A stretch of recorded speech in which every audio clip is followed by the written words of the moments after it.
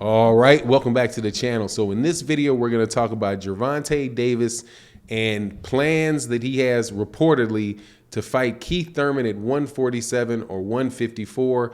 Let's talk about whether that's true, not true, and what fans think of that and have been saying about that in this video.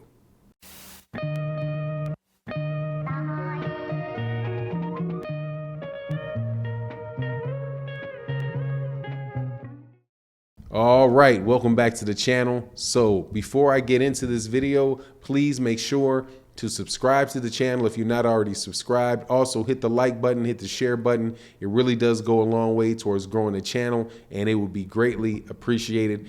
All right, let's talk about something that is more than likely fantasy land. However, it is got enough press behind it to comment on it, and that is that Gervonta Davis has his interest in fighting Keith Thurman at 147 or 154 pounds.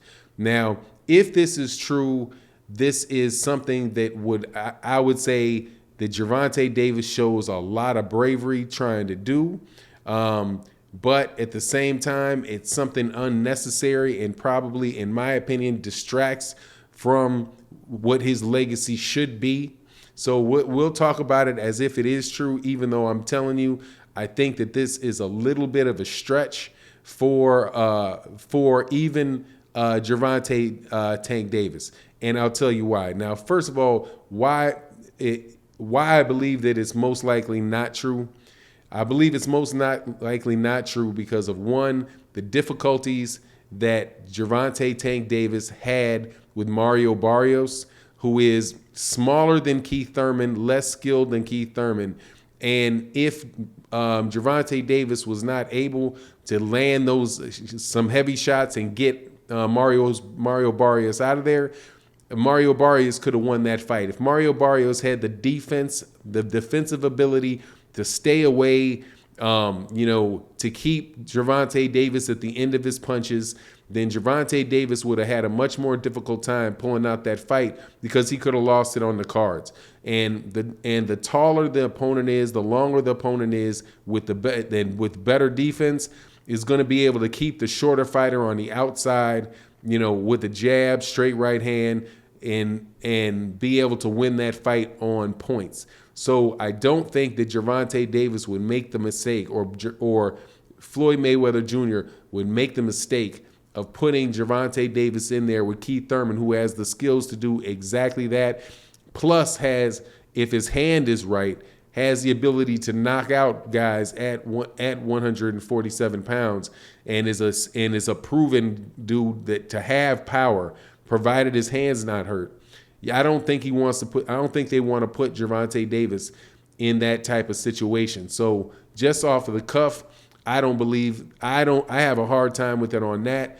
And also I have a hard time with it because it doesn't follow Floyd Mayweather Jr.'s game plan that he followed for himself when he got to the Money Mayweather status, and definitely what Gervonta Davis has been doing ever since Gervonta Davis started working with Floyd Mayweather Jr., which is fighting guys that have Spanish last names, at flat-footed guys with Spanish last names.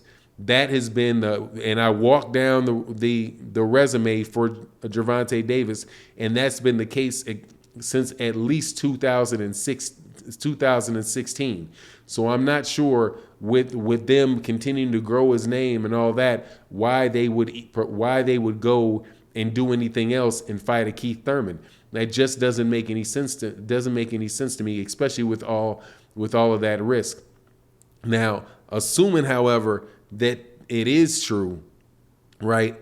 Then, man, first of all, that's a lot of bravery on Gervonta Tank Davis's side, and it's a lot of unusual behavior on Floyd Mayweather's side. But the fight itself, if he did that, it would not necessarily be what he needs to do in order to, in my opinion, fulfill his legacy. There's this big trend in boxing right now, which is to go up and down weight classes, skip up and down weight classes, and not necessarily fighting the best person in that weight class. The guy that I associate this with, and I'm sure there is people that did it a little more, was Mikey Garcia when he was at 135. He held the 135 belt, didn't defend it, moved to 140 pounds, fought at 140 pounds, for a title, then moved down, never defended his 140-pound title that he won, moved down to 135, and then fought back down there, at 130. I think he might have fought at 140 like maybe twice, came back down to 135 pounds.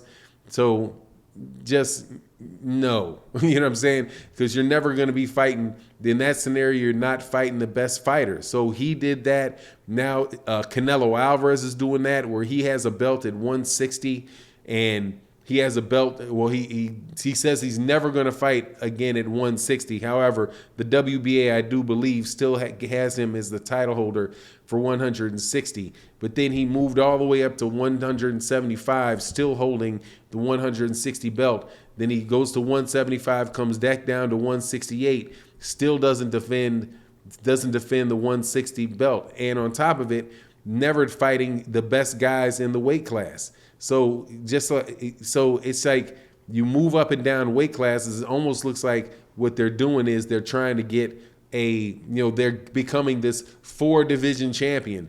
But the champion is, the champion in a belt where they're not really fighting anybody for the belt. I mean, or it's a secondary belt, like what Gervonta Davis has at 135 pounds. That's the WBA regular, and he has a WBA regular at 140 pounds.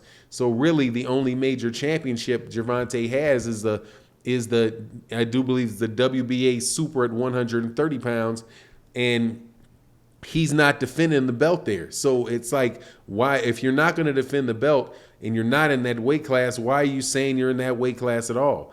So it's just, and to go up there to fight Keith Thurman, fighting Keith Thurman is a situation where Keith Thurman does not have a belt, even though I wouldn't be surprised if there couldn't be like a WBA gold belt or something like that put on there.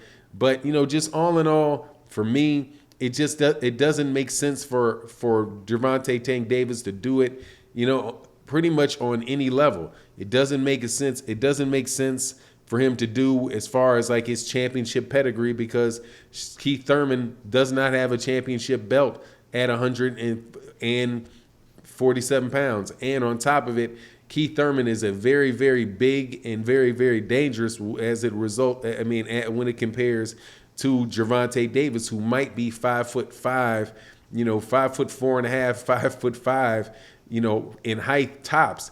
And his weight class is really down there at 130. The arm length and all of that on a lesser, I think he can make that up for a lesser fighter like a Mario Barrios, but to make it up against a Keith Thurman, that to me sounds to be like a little bit of a stretch. So all in all, I think that the move to 147 versus Keith Thurman is probably something that is a little nuts, and I don't necessarily give it full credence. I know that it's been reported on on reliable sources.